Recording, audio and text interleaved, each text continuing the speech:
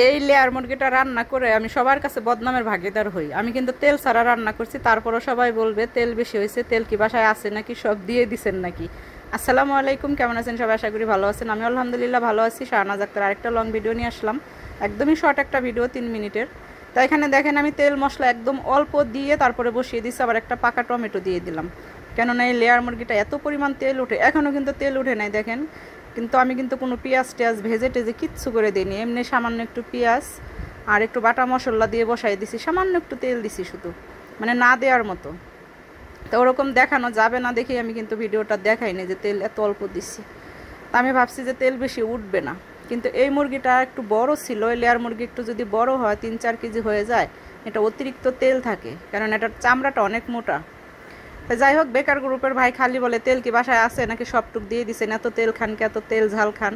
হ্যাঁ, আমরা ঝাল খাই, এটা আমি স্বীকার করি, কিন্তু হ্যাঁ, শুকনো মরিচের ঝাল খাই না, কাঁচা ঝাল খাই, কারণ আমাদের ঝাল খাওয়াতে অভ্যস্ত আছে, মানে অনেক, আমারও ভালো লাগে, আমার হাজব্যান্ডেরও ভালো লাগে।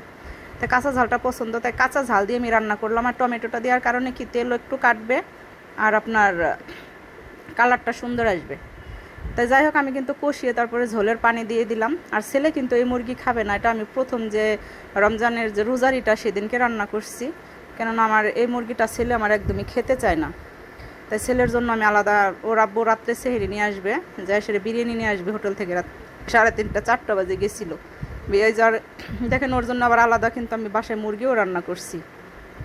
যে মুরগির মাংসটা রান্না করছি দেখেন, আমি কিন্তু ফুল ভিডিওটা দেখাইনি, কিন্তু কী পরিমাণ তেল উঠছে আমিও দেখতে পারছি, কিন্তু এটা সম্পূর্ণ মুরগির তেল, মানে চামড়ায় থেকে তেল উঠছে, কিন্তু তেল দেইনি। তাই যাই হোক, আসলে অনেক সময় না পিকচারে দেখা যায় অনেক পরিমাণ, আর তেলটা সত্যি উঠছে, কিন্তু তাই বলে যে আমরা এত তেল খাই তা না। আর এটা যে পাঙ্গাস মাছ 4 টুকরা আমি ওর আব্বুকে শুধু ভোনা করে দিব। আর সেদিনকে একটা পাঙ্গাস মাছ আনছে 5 কেজি 200 গ্রাম। তা এটা কিন্তু সেটা না, এই পাঙ্গাসটা অনেক আগে করে, এটা মনে হয় 2-2.5 কেজি ওজনের ছিল। আর যেটা 5 কেজির উপরে, ওইটার অনেক বড় বড় মাছের পিস হয়েছে। ওর আব্বু দেখি অনেক সুন্দর সাইজ করে কাটছে।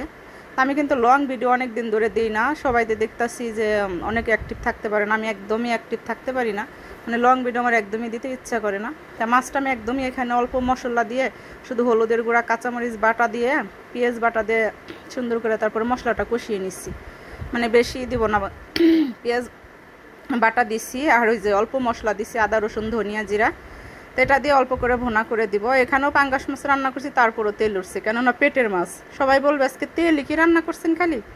তাই যাই হোক, ভিডিওটা যারা দেখতেছেন তাদেরকে অসংখ্য ধন্যবাদ, আপনারা ভিডিও দেখেন দেখে আপনারা এরকম কমেন্ট করেন, অসংখ্য ধন্যবাদ আপনাদের।